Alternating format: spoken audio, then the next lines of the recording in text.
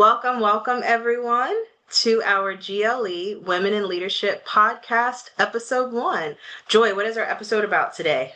Our podcast today is about ideas in action, and we're thinking about how to inspiring to mobilize creative solutions. So we're kind of piggybacking on our first introduction session that we did, and this is like the next iteration, the next part of that conversation. So ideas to action, inspiring to mobilize creative solutions. Got it. So we've done our introduction, but for those of you that do not know us, we'll do just a quick introduction. We won't bore you with more details about ourselves, but my name is Akemie Jones, and I am the Director of Learning and Development for a mental health organization called Recovery Innovations. I'm also a licensed clinician and licensed substance abuse counselor, as well as a community health worker. Joy? And I'm Joy Brunson in Subuga, and I'm the Chief Operating Officer for the same mental health company, Recovery Innovation. So I work with Akemie. I am also a licensed marriage and family therapist and a licensed clinical addiction specialist, and a certified clinical supervisor and a whole host of other things.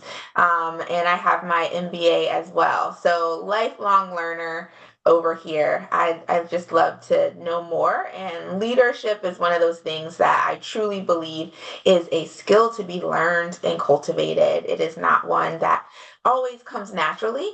So I'm really excited about this podcast. I would also say I would recommend that you go back and look at the other podcast episode where we do a much deeper dive into introductions of ourselves, so that you can get to know us. I think it's important that when we are learning that we get to connect and engage and really understand the people that we're listening to, learning from. So I really encourage you to go back and listen to that episode. Trust me, it's super short, super short. Thank you, Joy. You really hit on something, I think, as a good segue when you said that you're a continuous learner, right? Always looking to grow, always looking to evolve. And that's really the heart of what it is we're trying to do with this podcast, right? So I remember when I became like an official leader, there's no playbook to leadership success. There were a lot of things I either had to figure out on my own, or when I finally got good mentors, but I had to get those things first. So if you are eager to be a continuous learner like the rest of us, we are hoping that from this podcast that you will gather tools, resources, ideas on how you too can be successful in your leadership roles if you are a current leader, an aspiring leader, or you just want to know more about leadership. By no means are we the expert at all things, but we're hoping that with all of the guests and visitors that we have that will be on this podcast, that we can really learn from one another. I think that's a huge part of what we're trying to do.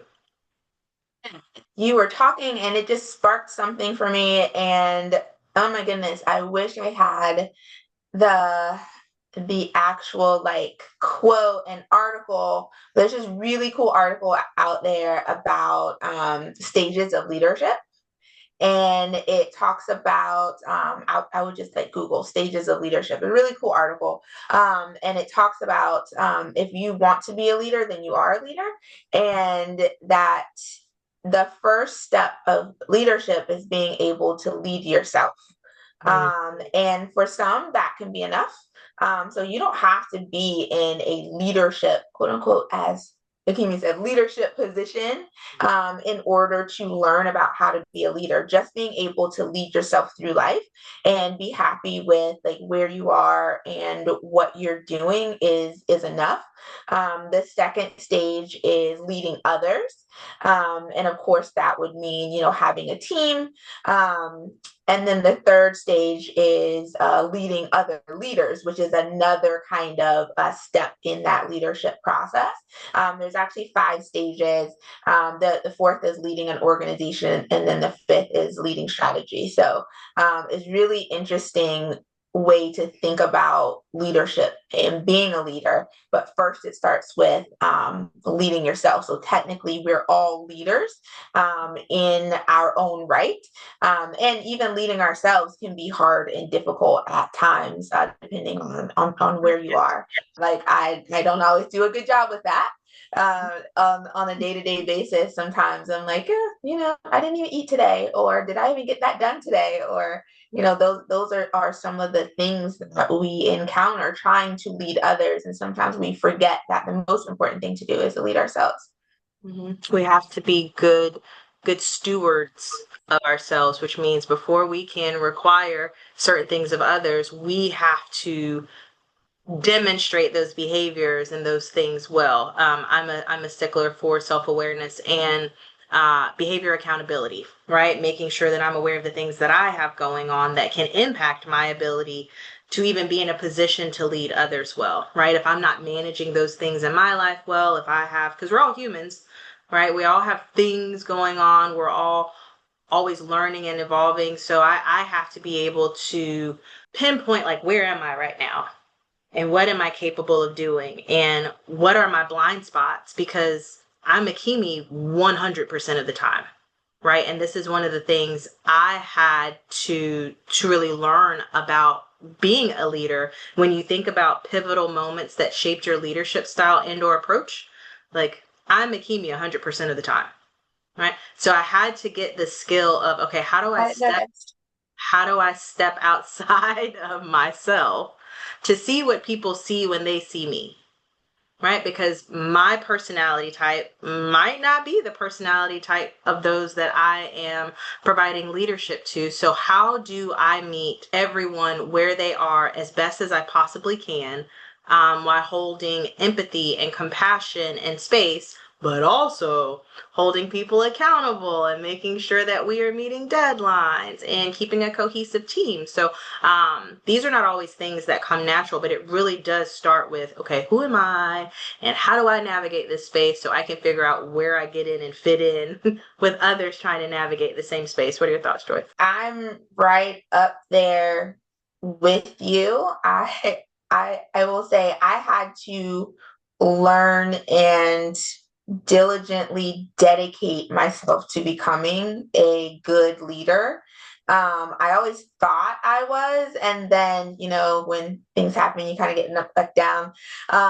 So I wanted to grow in the organization, and I got passed over for a promotion I thought I should have had. And I ended up asking questions about why. Why did I not get the promotion that I thought I should have gotten? And just that simple question set me on a path of openness and growth, and being able to identify the gaps that I have, and then also to be willing to fill those gaps with skills. One of There's like this amazing book called What Got You Here Won't Get You There. And just because you are good at the position that you're at does not mean you're going to be good at the next level, or even ready for the next level. I think that was one of those things in my career that, I could have got mad. Well, technically, I did get mad. I could have, quit. I could have done a whole lot of things, but I think it showed more character in that moment to kind of take a breath and then come back and say, why did this happen to me? I think it's easier to be external and blame others for being passed over, or blaming supervisors, or just blaming others other than ourselves. But that one simple question, I believe that was around 2018, set me on a path of just this growth and development. And it's been a pretty amazing journey, but it's been a hard journey of understanding, as you said, Kimi, other people, right? Like understanding what other people need, understanding how I need to show up for them, understanding how I'm coming across. Mm-hmm. Not only to the people that I'm overseeing, but also to like my colleagues and their teams, and how they perceive me and how I'm supporting them. So it's a much larger kind of ecosystem when you start wanting to grow and learn as a leader. But that's something that was very pivotal for me. I'm really happy I asked that question. It hit very hard.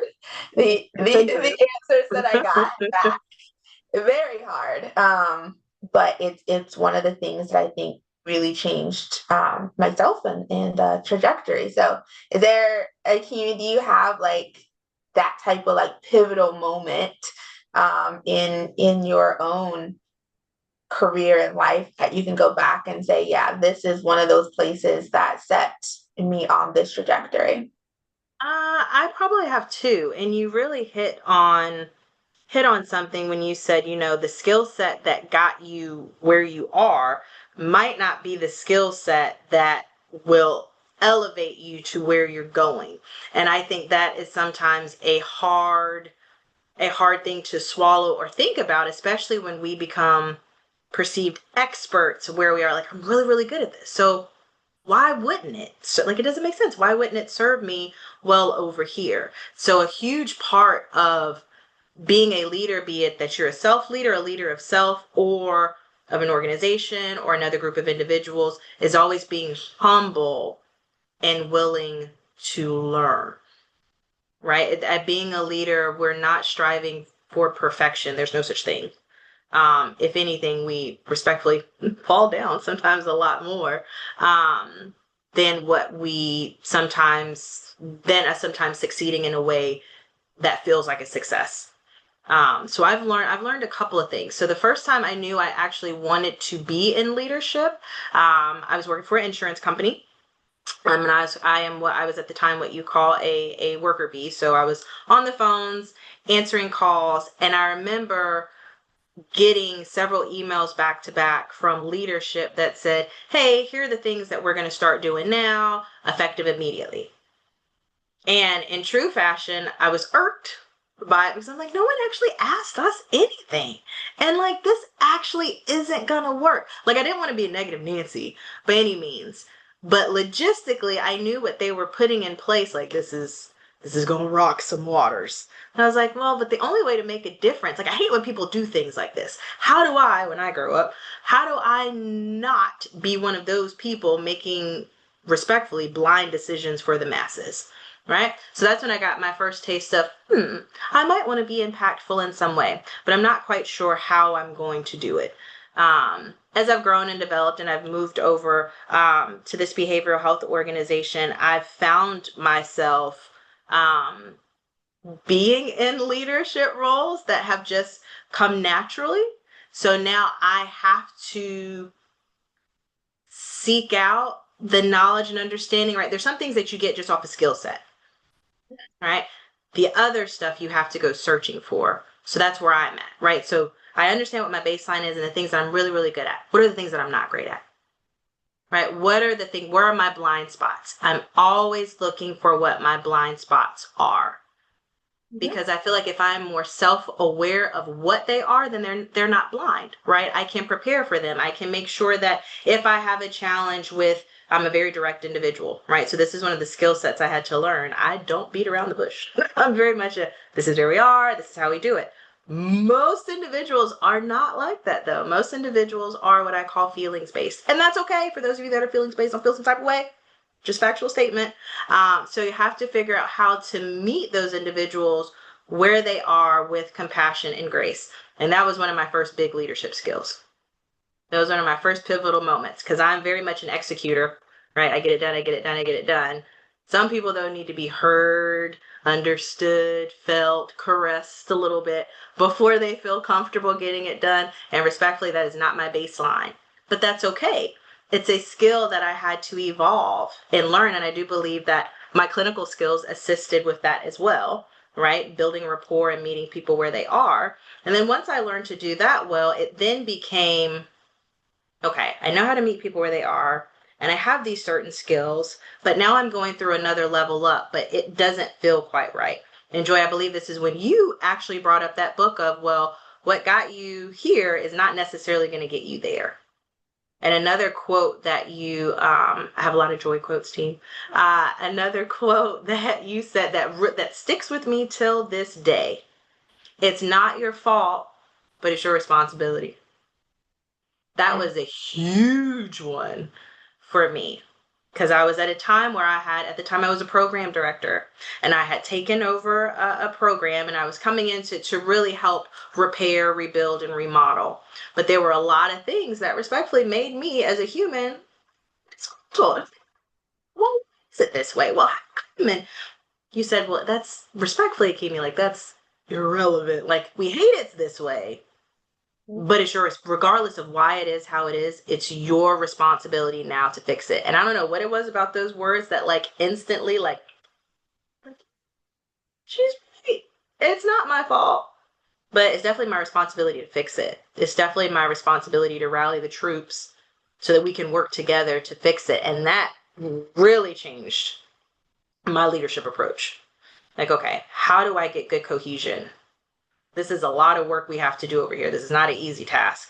How do I rally the troops? How do I empathize with them and say, y'all, I know this isn't y'all's fault, just like it's not my fault. A couple things that you said that is really sometimes at odds with each other. You said cohesion and how do you rally the troops versus execution, right? Because sometimes you can want to get something done, just get it done, check it off. But did you rally the troops? Are they behind you? Do they understand the why? Do they really get where you're going? And sometimes I think you said about slowing down and really getting that cohesion is definitely something to be learned, because just being in the mindset of getting like checking off, you're not going to get very far with that. It's not going to stick. It's not going to be something that is going to be transformational. It is just something that's going to be kind of check, right? We got this done, and then you come back around 3 months later and you're like, do it all over again. What's happening? I thought we finished this. And so there is something to kind of slowing down, taking a breath, and making sure everybody is behind you, with you, understanding what is happening. I think those are the things that I'm like kind of picking out of what you just said. Absolutely. Just because we can as a leader doesn't mean that we should. Obviously, if we're the leader, we probably already have a solution for how to get it done. But it's us weighing the pros and cons of, okay, if I execute this and I just get it done, is my team going to understand the why? And are they going to be bought into sustaining it? Usually not, right? So we as leaders have to be like, okay, I know I could get this done in like half the time. I'm instead going to have a meeting with my team, get their suggestions, and then execute. So it does require a bit of a harmonious balancing act in order for us to be successful. So when I think about that, what is one leadership myth you'd love to debunk, especially for women coming up in their careers, right? We've talked about, some of the challenges we've had and some of the things that we've learned. And as we're putting this podcast together and wanting to hopefully give people tools and resources, what's something that you think we should be debunking for people? I will say I feel like I am more of a quieter leader. I'm not a in-your-face leader. When I'm telling someone something, I will lead up to it and then kind of get to my point. If I'm in a meeting with 10 people, the words that I say in that meeting, I don't have to be the loudest. I don't have to talk the most. I refrain from talking until I have something important to say. I don't just talk for the sake of talking. And I think when I talk to other leaders, when I'm looking at, social media and reading articles and all of that, I think there's this myth out there that because we are women, I'm also obviously a woman of color, we have to be like out here, noticed, pushing, making sure everybody is aware we're in the room and like kind of in your face. And that's not my personality. That will never be my personality. And that's just not something that I do. So I think for me, that is a myth. You can be a quieter, thoughtful leader. I prefer my team to get in a think tank and come up with the solutions, and I have to say absolutely nothing, because I feel like it's important to me that I pour into everyone that I work with, and at some point all of that pouring in, you'll get to the point where you can now take it and run with it. And so there isn't a time where I feel like I have to be the most important person or pushing. So that's one myth I would love to see just like eliminated. That there is value in being quiet. There is value in talking when you know your words are going to matter. And if everybody around you knows you're not going to say anything until it matters, then when you speak, People will people listen. listen, they will get quiet, they will think about it. So that's just one of the ones for me. And I had to get comfortable with that part of personality of not being out front, because that's not necessarily the leaders that I've worked with, ones that I've been supervised by, ones that are like in my sphere. That's not necessarily the approach for women. That's what I would say. I agree with What that. would you say? So I do agree with that. I'm similar. I only speak when I have something of value to bring to the table. But I guess the other is I know there is we let's just call a spade a spade. Microaggressions and all of the things that happen because we are women in leadership. But that doesn't set the tone for your success. Now, does it make it a little more challenging? Yes. But don't let those things limit you. Right? You have to know the space in which you're working in, know who you're working with. And sometimes we have to create the value for ourselves. Right? Sometimes if our value is not seen, then we have to be thoughtful leaders, intentional leaders to make sure we're able to speak to our value. That's from how we contribute to our teams, from our if your organization, every organization for the most part has some sort of KPIs, know your numbers, know how to speak to your worth when others cannot, and not necessarily from a feeling space like I feel I bring value here, but I know I bring value based off of X, Y, and Z. My parents used to always say, stay prepared, right? And that's one of the mottos that I always have, right? Whenever anyone comes to me with a question, I want to be prepared with a thoughtful answer, be it about the value that I'm bringing, the value that my team members are bringing. I just want to be prepared. So I think that's something to think about. Even if you are currently not in a leadership role as far as leading others, maybe you've been deterred because it's scary. And I'll be honest, being a leader is not easy.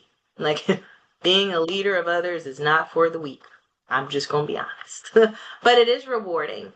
You are able to really connect with people in a different way if you choose to. You don't have to do it the way everyone else has done it. So I always try to think about how do I create a space for others to thrive? And I believe, Joy, you talked about this some. How do I create a space for others to rise and thrive under my leadership or with my leadership? Because in full transparency, that is technically my duty. Like, yes, it's to make sure objectives and goals and things are met, but it's also to make sure that those that are looking to me for leadership are fed and that they're also growing and developing under me. I feel like that's actually our primary goal as leaders is pulling people forward and sitting beside them and saying, okay, well, what is it that you want to be better at? How can I help you do that? If I don't have the tool and resource to do it, how can I get you what you need? Being able to do those things. So girls, we don't always have to be catty with one another. I feel like that's another myth. We don't have to be mean to one another. We can be kind. There's enough problems and things that need to be done out there for There's all enough of room us. for Right. everybody. There's enough stuff out there for all of us. So I'm very much a a girl's girl, right? I want to see us win, um, in the spaces and places that we're accustomed to being seen, and even the spaces and places that we are not, um, accustomed to being seen. That I think is one of the things that is important to me from this podcast. That individuals feel seen, heard in the conversations that we're having when we're going over scenarios or situations that we've been in, that people see themselves reflected in those situations, and hopefully, through that, we can just learn how to navigate people and spaces better. And I think just as we've been just having a conversation about our experiences and what's important to us and what we have done well, what we have not done well, what we've learned. I know there's a lot of others that are out there that have stories and experiences and things that we can all learn from. So I really look forward to these really short, just in-depth, relaxed conversations around just what we know. Because I think sometimes we don't have to, tap into the latest and greatest all the time. Sometimes the latest and greatest is ourselves. And we just need to sit back and think about what do I know? What can I share? What's been important to me as we, support each other in this journey that we're all on. Well, thank you for that, Joy. As we are coming up on the end of our time together, I hope that everyone enjoyed our introductory conversation.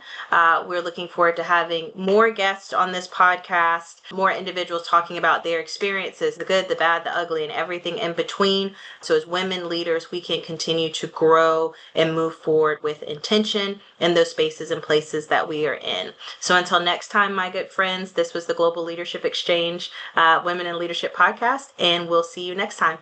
Have a good one. Bye.